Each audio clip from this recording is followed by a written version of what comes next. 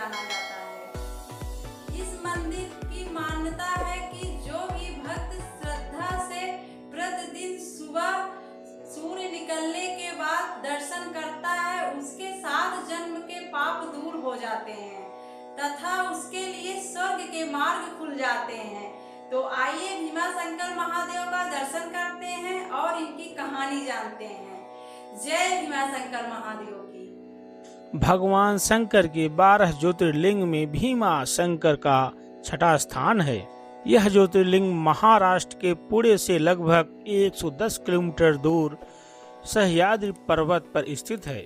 इस मंदिर में स्थापित शिवलिंग काफी बड़ा और मोटा है, जिसके कारण इस मंदिर को मोटेश्वर महादेव के नाम से भी जाना जाता है।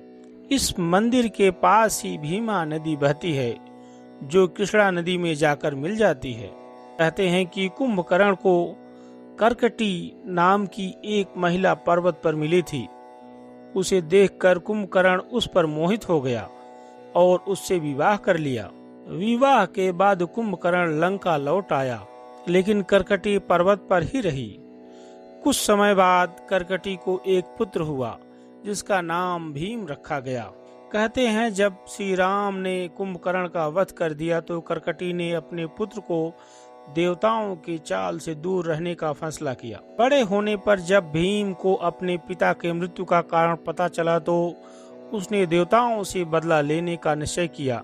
भीम ने ब्रह्मा जी की तपस्या करके उनसे बहुत ताकतवर होने का वरदान प्राप्त कर लिया।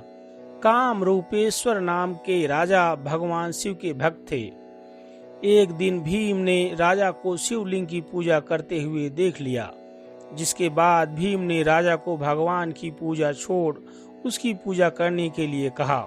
राजा के बात न मानने पर भीम ने उसे बंदी बना लिया। राजा कारागार में ही शिवलिंग बनाकर उसकी पूजा करने लगा। जब भीम ने यह देखा तो उसने अपनी तलवार से राजा के बनाए शिवलिंग को तोड़ने का प्रयास किया।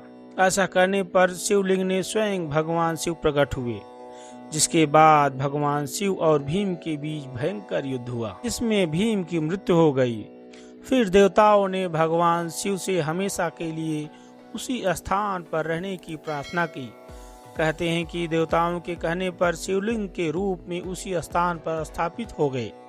इस स्थान पर भीम से युद्ध करने की वजह से इस ज्योतिर्लिंग का नाम भीमा शंकर पड़ गया। जय भीमा शंकर महादेव की। आप यहाँ सड़क और रेल मार्ग के जरिए आसानी से पहुँच सकते हैं। शिवाजी नगर पुणे से राज्य परिवहन की बसें प्राप्त कर सकते हैं। किराया 155 रुपए है और पुणे से वहां पहुंचने के लिए 4 से 5 घंटे लगते हैं। महाशिवरात्रि या प्रत्येक माह में आने वाली शिवरात्रि को यहां पहुंचने के लिए विशेष बसों का प्रबंध भी किया जाता है। तो दोस्तों, आप सभी ने देखा भीमाशंकर महादेव का दर्शन करके कितना अच्छा लगा। आप सभी भी एक बार अवश्य ही भीमाशंकर महादेव का दर्शन करने के लिए आइए। तब तक के लिए